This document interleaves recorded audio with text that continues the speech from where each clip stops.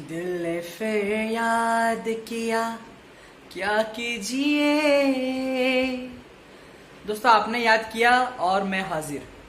दोस्तों આજે આપણે એક એવી વાનગી બનાવવાના છીએ કે જે દરેકે દરેકને ભાવે છે, નાના હોય કે મોટા દરેકને આ વાનગી તો ભાવે છે, તે એટલે પાણીપુરી।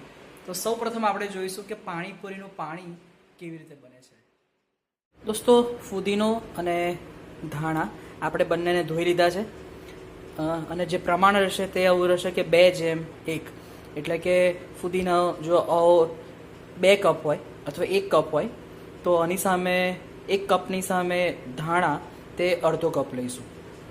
અને ત્યારબાદ આપણે એક બાઉલમાં ચીડ વોટર અથવા તો બરફ થોડોક લઈને અને તેમાં પાણી રેડીને આ જે બંને છે ફુદીનો અને ધાણા એ બંને આમાં નાખીશું અને ત્યારબાદ લગભગ 5 થી 7 મિનિટ આમને રવા દઈશું, ઠંડા થશે।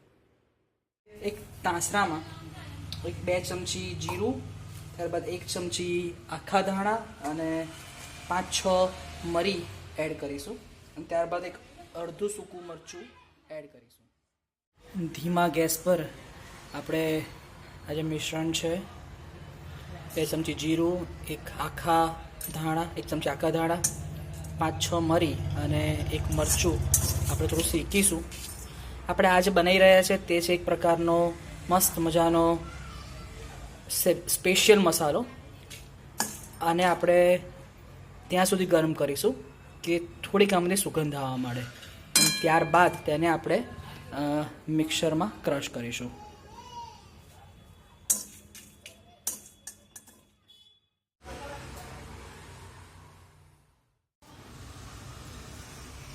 આપણો સિક્રેટ અથવા તો સ્પેશિયલ મસાલો રેડી છે।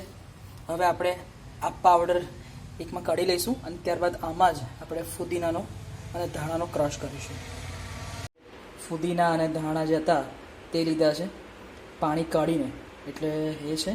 ત્યારબાદ તેમાં આપણે 1 કાપેલું મરચું તથા 1 ઇંચ જેટલો આદુનો કટકો એ આપણે ટુકડો આપણે આમાં એડ કરીશું। ત્યારબાદ આપણે આમાં જલજીરા પાવડર આમાં 1 ચમચી એડ કરીશું। ત્યારબાદ સંચર પાવડર એડ કરીને આપણે આ જો તૈયાર કરેલો મસાલો છે, આપણો બરાબર, તે આપણે એડ કરીશું થોડોક અને અડધું લીંબુ અને 2-3 આઈસ ક્યુબ રેડી કરીને મિક્સરમાં ક્રશ કરીશું। હવે આપણે આને ક્રશ કરીશું મિક્સરમાં।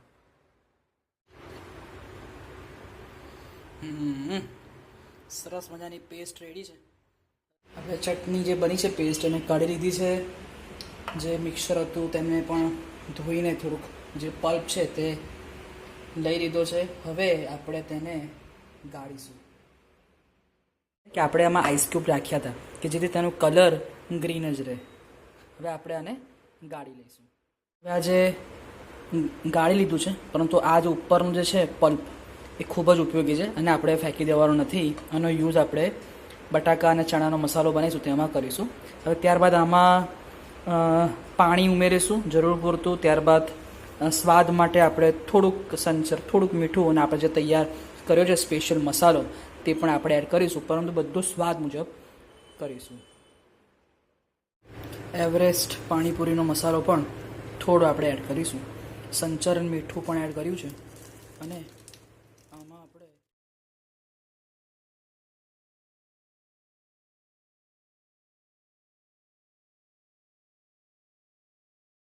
તો દોસ્તો આપણું જે પાણીપુરીનું પાણી છે એ તૈયાર છે, જોવું છે?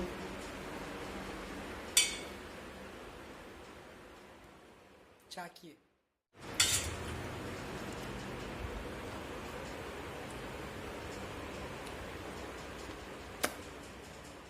બેસ્ટ। બટાકા અને ચણાનો માવો બનાવવા જઈ રહ્યા છે, રાઈટ? આપણે ચણા જે અંદર છે એને આપણે 7 થી 8 કલાક ગઈકાલ રાત્રે પલાળ્યા હતા। હવે આપણે આમાં થોડુંક મીઠું નાખ્યું છે, બટાકાને સાથે ચણા સાથે જ દીધા છે અને આપણે 6 થી 7 વિસલ વગાડીશું। બટાકા બફાઈને રેડી છે અને ચણા પણ તૈયાર થઈ ગયા છે.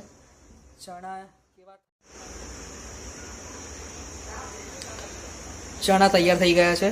હવે આપણે થોડીક વાર ઠંડા પડવા દઈશું કે જેથી ચણા અને બટાકા ચીકણા ના થઈ જાય. ઠંડા પડ્યા પછી આપણે બંનેનો માવો કરીશું અને ત્યારબાદ શું નાખીએ એ જોઈએ. બટાકા બફાઈ ગયા છે અને તેને આપણે હાથથી જ મેશ કરવાના છીએ અને ત્યારબાદ ચણા આમાં એડ કરીશું. બટાકાનો માવો રેડી છે. તેમાં જે ચણા છે ચણા થોડાક નાખીશું.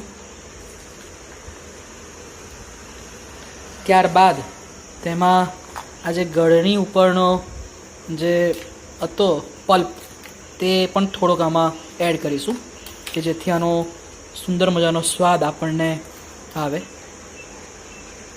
ત્યારબાદ તેમાં આપણે આપણો જે ક્રશ કરેલો આ જે પાવડર હતો સ્પેશિયલ મસાલો તે પણ થોડોક આમાં એડ કરીશું.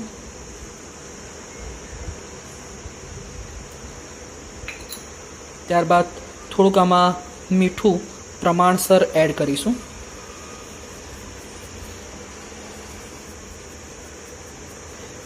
તેમાં અડધી ચમચી આપણે લાલ મિર્ચ પાવડર એ પણ સ્વાદ પ્રમાણે થોડુંક એડ કરી શકાય.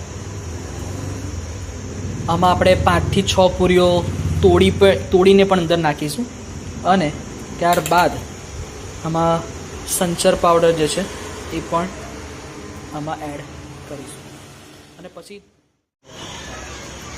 જોવું છે મસાલો રેડી છે અને પાણી પણ રેડી છે. એ મજા આવશે. જુઓ દોસ્તો, રેડી છે પાણીપુરી.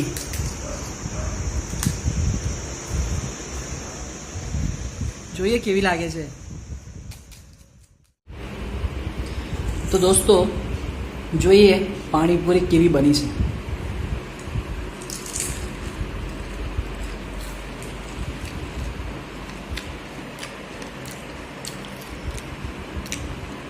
A1 top class. તો દોસ્તો રાહ કોની જુઓ છો? આવી જાઓ, મજા કરીએ આ પાણીપુરીની.